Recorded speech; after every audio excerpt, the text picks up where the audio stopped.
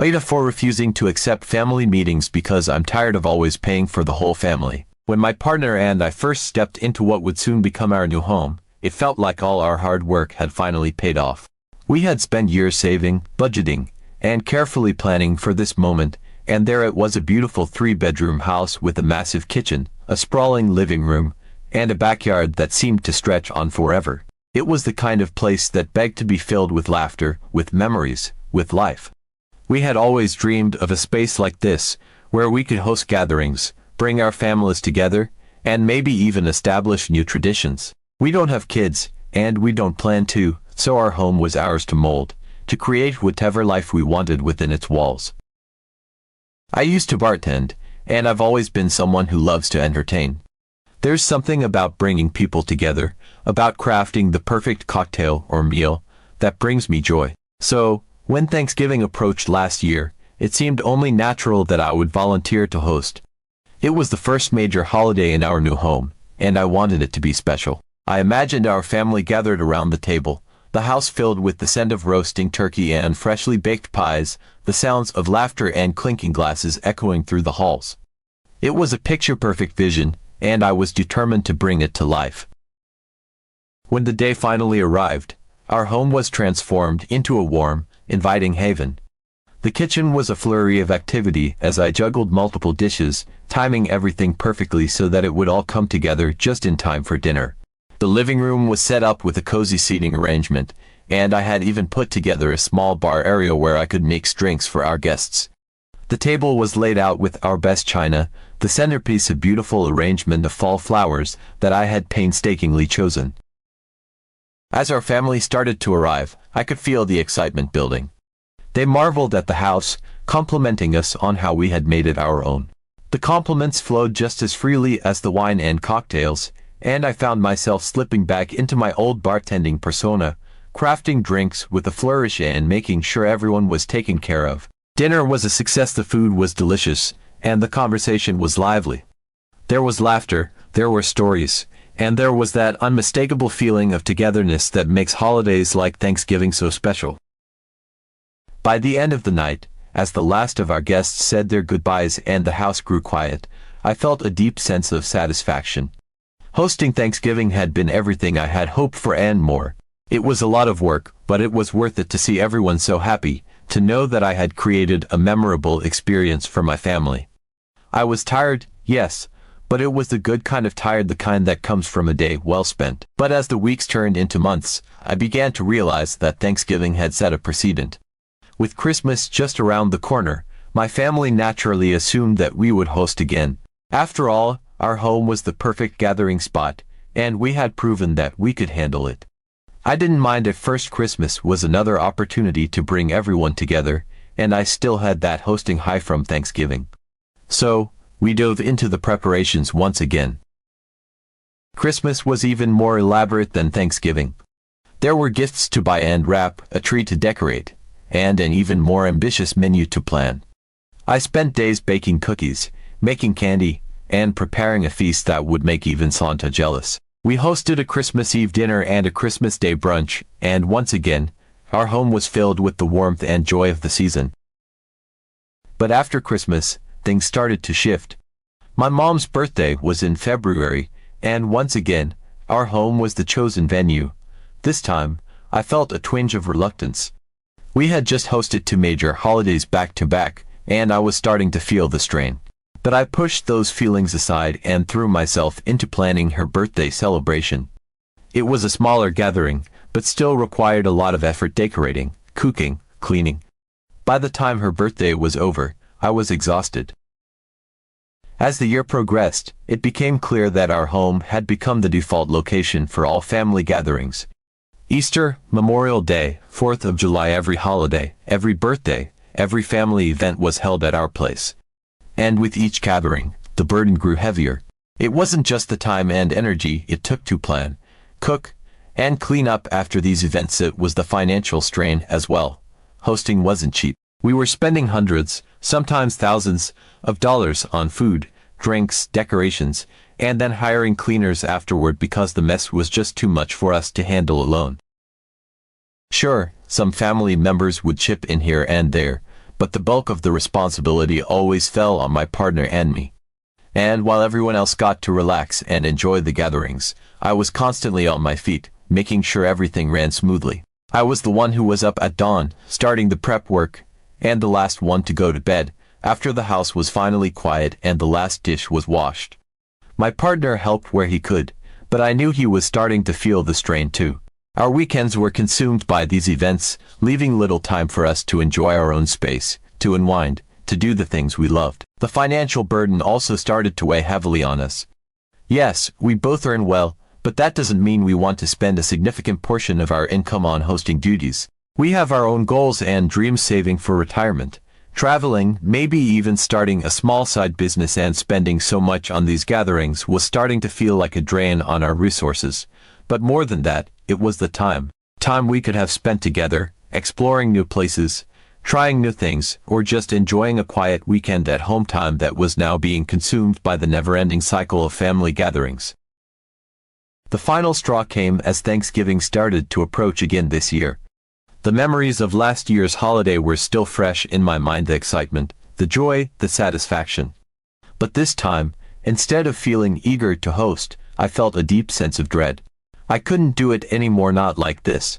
The thought of going through all that effort again, of spending weeks planning, cooking, and cleaning, only to have our home invaded by the chaos of another family gathering, it was too much. One Sunday afternoon, I decided to talk to them about it during a family video call. It had become a tradition for us to check in with each other every weekend, to catch up on life, and to plan for upcoming events. My mom, my siblings, a couple of cousins, they were all there, laughing and chatting as we went over the details for Thanksgiving. "So, we'll be at your place again, right?" my mom asked, her tone light and casual, as if it were a foregone conclusion. I took a deep breath, steeling myself for what I was about to say. "Actually, I wanted to talk to you all about that," I began, my voice a bit shaky. "We've been hosting a lot of gatherings this past year: Thanksgiving, Christmas, Mom's birthday, Easter, Memorial Day, 4th of July. It's been wonderful having everyone over, but it's starting to become a bit overwhelming for us." There was a pause, a brief silence on the other end of the line as my words hung in the air. I could see the puzzled expressions on their faces, the slight furrow of brows as they processed what I was saying. "What do you mean?" my mom finally asked, her voice tinged with confusion. "I mean, it's a lot of work to host all these events," I explained, trying to keep my tone calm and even. "The planning, the cooking, the cleaning, it's really starting to take a toll on us. And financially, it's a big strain too. We're spending a lot of money on food, drinks, decorations, and then we have to hire cleaners afterward because it's just too much for us to handle on our own." I paused, hoping that they would understand, that they would see where I was coming from. But instead of sympathy or understanding, what I got was laughter. "You're joking, right?" my brother chuckled, shaking his head. "You've got the biggest house out of all of us. It's perfect for a family holiday. What's a little work compared to that?" "Yeah, and you're so good at it," my cousin chimed in, smiling. "Everything always turns out amazing when you host. We all look forward to it." I felt my heart sink. They weren't taking me seriously. They thought I was exaggerating, that I was making a big deal out of nothing. I glanced over at my partner, who gave me a reassuring nod, silently encouraging me to stand my ground. "It's not just a little work," I insisted, my voice firming up. "It's a lot of work.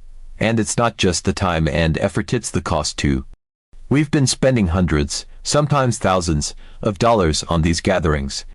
We love having you all over, but we need a break. We can't keep doing this for every holiday, every birthday. It's too much." Again, there was that awkward silence. I could see the confusion turning into irritation on their faces, as if they couldn't quite comprehend why I was making this an issue. My mom finally spoke up, her tone less jovial and more serious.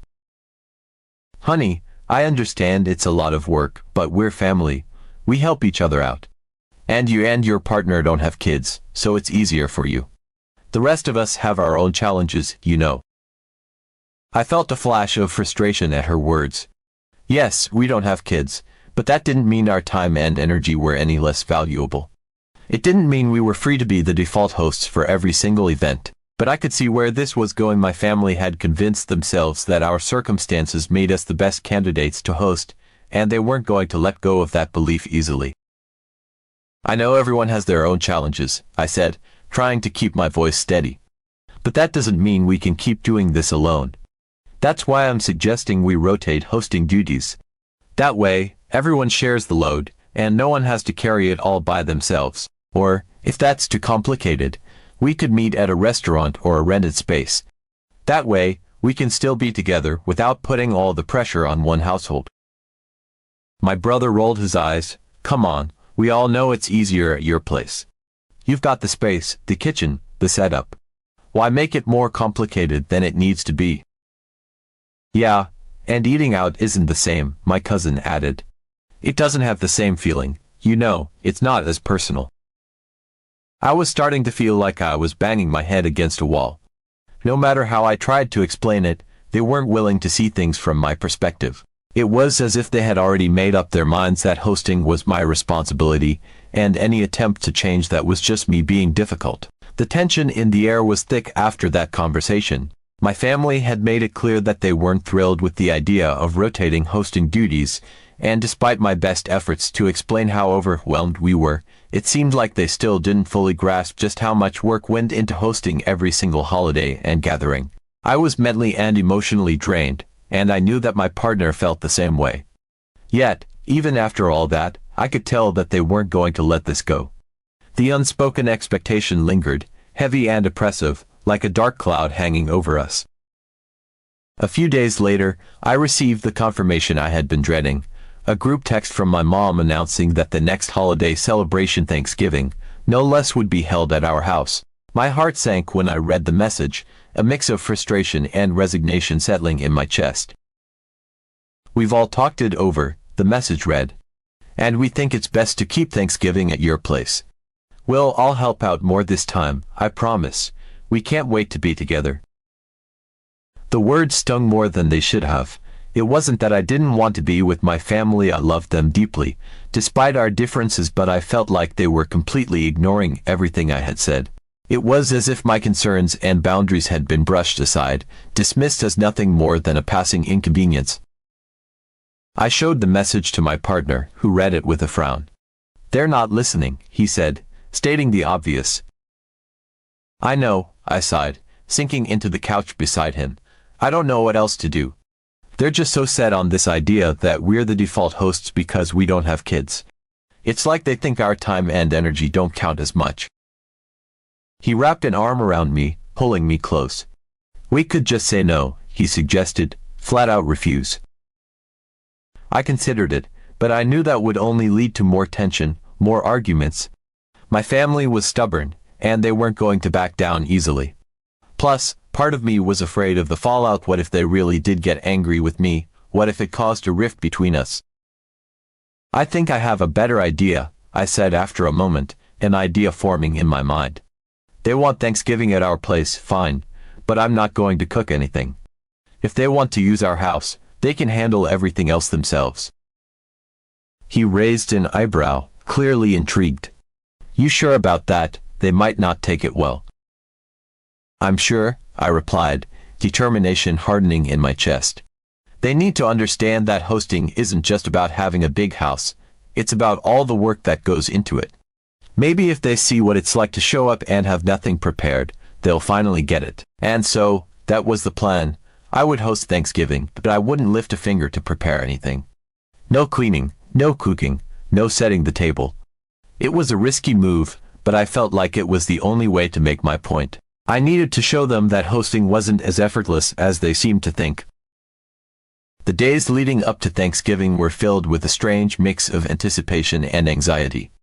My family continued to send messages, casually asking if I needed help with anything or if I had planned out the menu yet. Each time, I responded with vague, non-committal answers, doing my best to deflect their questions. It was clear that they assumed everything would be just like it always was, an elaborate feast, a beautifully decorated home, and all the trimmings that made our gatherings so special.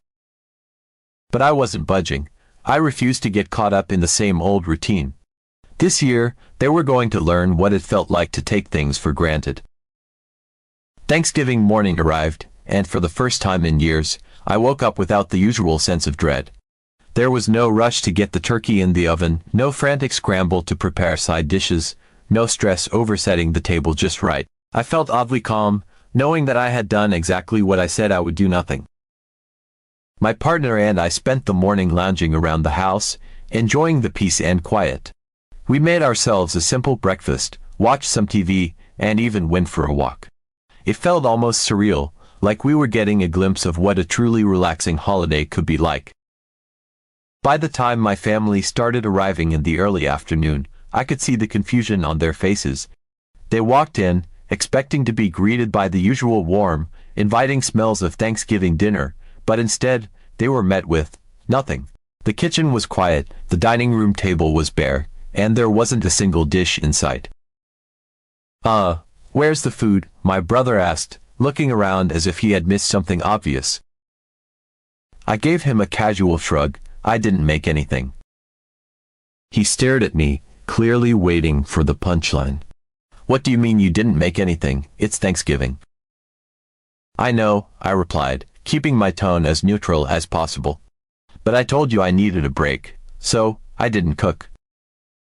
The realization began to dawn on the rest of my family as they took in the scene. My mom looked particularly flustered, her eyes darting around the room, as if trying to figure out how this had all gone so wrong.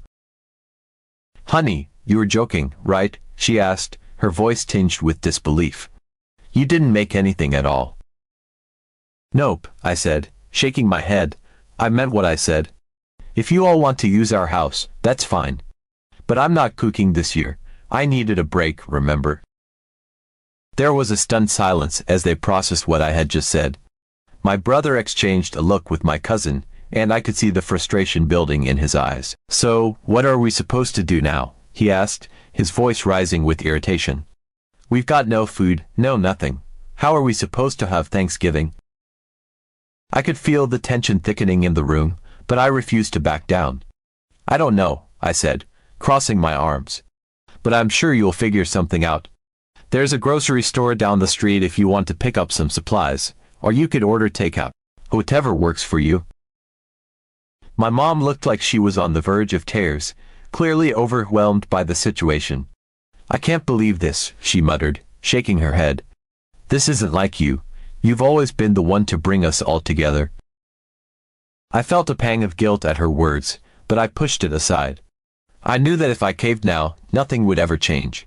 My family needed to understand that they couldn't keep expecting me to shoulder all the responsibility without any consideration for how it affected me. "I'm sorry if this is upsetting," I said, my voice softening slightly, "but I needed to do this. I needed you all to see what it's like when I'm not the one taking care of everything." There was a long, uncomfortable pause as my family absorbed my words. Finally, my brother let out an exasperated sigh. "Fine," he said, clearly annoyed. "Let's just go get some food. We'll figure it out." The next hour was a chaotic scramble as my family piled into their cars and headed to the grocery store. They returned with bags of pre-made dishes, rotisserie chickens, and whatever else they could find on such short notice. It was a far cry from our usual elaborate spread, but it was better than nothing. As they rushed to throw everything together, I watched from the sidelines, feeling a strange mix of satisfaction and sadness. Part of me was relieved that I had finally taken a stand, that I had forced them to see what it was like to be in my shoes, but another part of me felt a deep sense of loss. This wasn't the Thanksgiving I had envisioned, and it wasn't the holiday I wanted for my family. When everything was finally ready, we all sat down to eat. The mood was tense, the atmosphere heavy with unspoken frustration. The food was decent, but it lacked the warmth and care that usually went into our meals. My family ate in relative silence, clearly still processing what had happened. After dinner, as we were cleaning up, my mom pulled me aside. She looked tired, her expression a mix of disappointment and concern. "I'm sorry," she said, her voice soft. "I didn't realize how much pressure we were putting on you. We've gotten so used to you being the one to handle everything. I guess we took it for granted. I felt a lump form in my throat at her words, but I managed to keep my emotions in check. I know, Mom, I replied. But I couldn't keep doing it all by myself. I needed you all to see that. She nodded, her eyes filled with a mixture of understanding and regret. We'll figure something out for next time, she said. But I hope next time you won't do this again. It was really hard on everyone. Next time, we need to have a real conversation about how we're going to handle these gatherings, I said, my voice firm. I'm not going to go back to the way things were. If we're going to keep celebrating together, we all need to share the responsibility. Otherwise, I'm not hosting again. Not like this. She looked at me for a long moment, as if searching for something in my expression. Finally, she sighed and gave a small nod. Okay, she said quietly. We'll talk about it. As we finished cleaning up and everyone started to leave, I felt a strange sense of relief wash over me. It hadn't been the perfect solution, but it was a start. My family had been forced to confront the reality of what hosting meant, and while they hadn't fully accepted it yet, I knew that I had made my point. The next few weeks were filled with a strange tension. My family was clearly still processing what had happened, and I could sense that they were trying to figure out how to move forward. I received a few messages here and there, tentative offers to host future gatherings or suggestions to meet at a neutral location. It wasn't perfect, but it was progress. As the next holiday approached, I braced myself for the inevitable conversation. I knew my family would be looking to me for answers, for guidance on what to do next, but this time, I was ready. I had learned that sometimes, in order to make a change, you had to be willing to stand your ground even if it meant disappointing the people you love. When the text finally came, asking what the plan was for the holiday, I took a deep breath and replied, "Let's talk. We need to figure out a new plan, together." So here I am, caught between the desire to please my family and the need to protect my own well-being. AITA for refusing to host family gatherings anymore. For wanting to share the load, to reclaim our time and our space. It's a difficult position to be in, and I never thought it would come to this.